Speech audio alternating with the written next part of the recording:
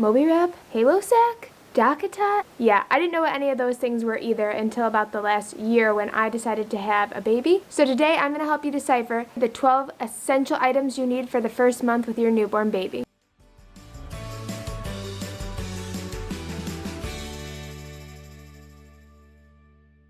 First item is a baby bath. We use this sink sunflower, and it just goes into your sink like this, and then you put your baby into it, and it just helps so there's like a cushy spot for them to lay in.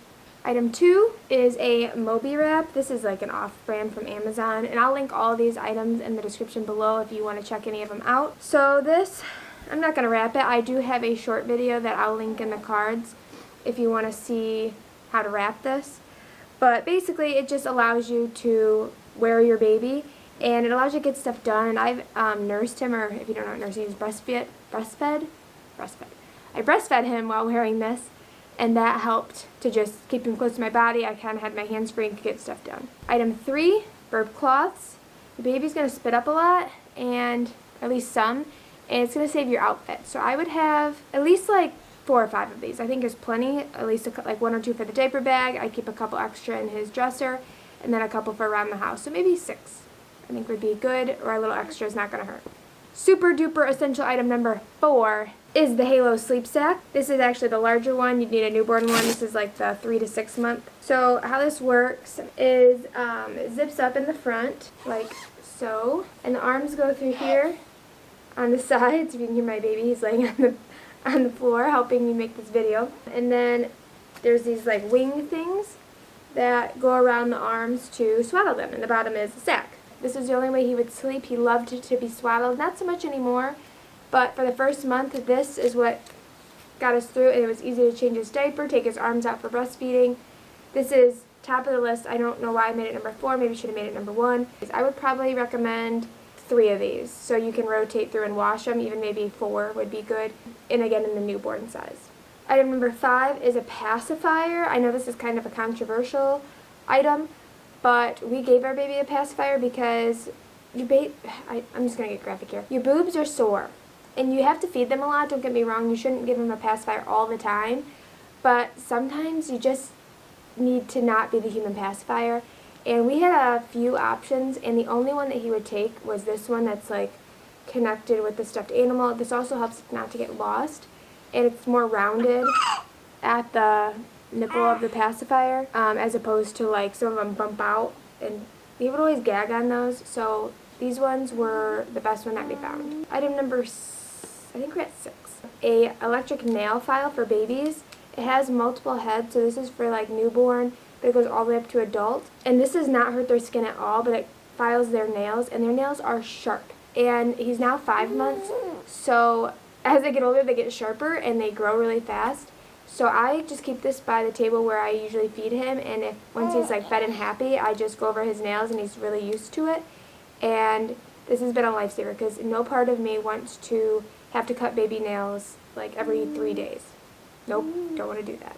Item number 7 are these glass baby bottles, and I had the 4-ounce option and then also the 8-ounce option. Yeah, the nipple is great because it's really similar to the breast. It doesn't leak at all, which a lot of the other bottles that we had tried do. Only allow milk out when he is actually sucking, and then there is like a little air release on here that allows so they don't get gas. My mother-in-law tried almost every bottle we have, which we had like 5 different options of plastic bottles, and she said he took these the best, and I agree. Leading into number 7, I think is where we're at, or 8. I think this is number 8.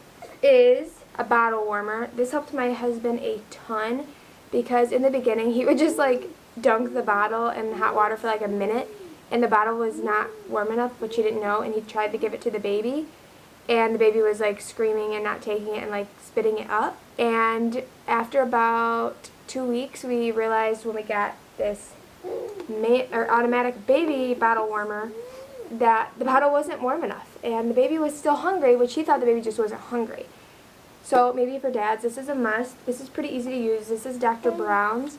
So the bottle goes into here like this, The water actually goes in this little reservoir here, and then you set it down into this and clip it in, and then it like steams it.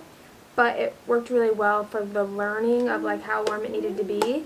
And there's a little chart that comes with it that tells you for the size of the bottle, the type of the bottle, and how much milk, how much time you need to put it in for. So this is pretty much foolproof. Once we used that for a little while, and I switched to the glass bottles, I was gifted this Advent bottle warmer, and it has a setting here. We usually just leave it on 3, which is high, and then it's got an on-off switch in the back. And these fit a lot better with the glass bottle, so you just put water in the middle part, and then you kind of just sit it in there. You'll kind of learn how much water you need to keep in there, depending on the bottle. It takes about 4 minutes to heat up the glass bottle. And then my husband, after using the Dr. Brown's, was able to kind of test it and know how warm it needed to be for the baby to take it. So highly recommend both of those, but this is what we ended up using with the glass bottles. Also, I went with glass because I didn't really want to keep warming up my baby's bottles in plastic and leach chemicals into it. So that's why I switched to glass. Oh, I also got the smaller version because I'm hoping here soon he'll be able to hold the bottle himself. And these 8 ounces are pretty heavy, so I thought maybe with the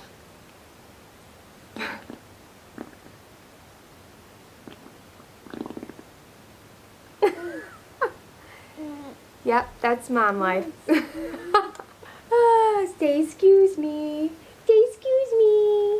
Yeah, I had to poop.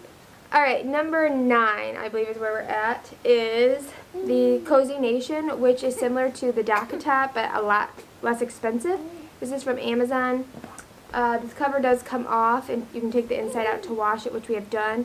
This was great for keeping my baby on the couch. So these bumpers help to keep him on the couch safely.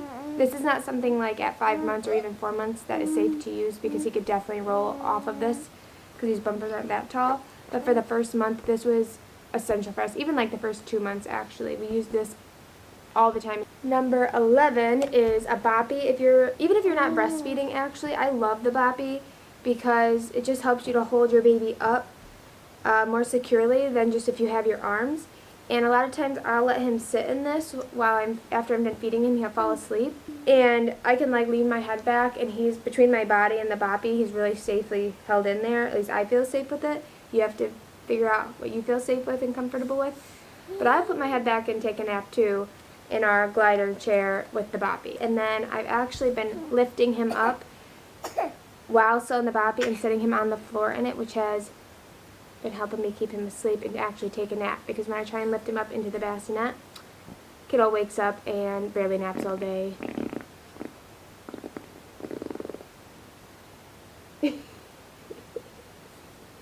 He thinks it's funny. Can you say hi?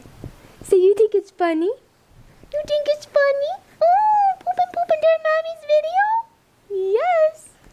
So I think it's the 11th or 12th item is what we're on, is the bassinet that we had. We had one that was from Graco and came with a pack and play, and he loved that little bassinet. It had a little canopy over it that you could pull up and down to keep kind of the sun off his eyes. I took him outside in that a couple of times because it comes off of the pack and play and can be moved around. And then next to it on the pack and play was a changing station, which was really awesome, so you didn't have to get up like and go somewhere else in the middle of the night or try and do it in the bassinet. You could just pick him up, put him in the changing table, change him, and that was like a wipe-off material, and then you could put him back in the bassinet. The downside to that one is he grew out of it pretty quickly. Like in the first 3 months he had grown out of it because my baby's pretty tall, and that was part of the problem, but it's only rated for up to 15 pounds. So we had to move him into a different bassinet, and the other one we have is by Halo, and it's really nice. It has a side that comes down to help you get him out, and it swivels, and it's a lot bigger and then can go right up next to your bed. So that's what we're using now because I was not ready to transition him into his crib yet and have him in his own room. The final item that I would recommend that we got is the Owlet. It's a camera system with a sock. They call it a sock, but it's kind of like this thing that wraps around the foot that can measure their heart rate. I love the peace of mind that I had while he had that on because I knew if something was going wrong that it would alert us. So yeah, that is I guess it's probably 13 things that I would recommend for newborns that I think was essential during the first month. If you made it this far in the video, I would really appreciate you hitting the like button right below the video to help get this video out to other people. And if you want to see more videos from me, hit the subscribe button and the bell so you get a notification every time I post. And I'll see you guys in my next video.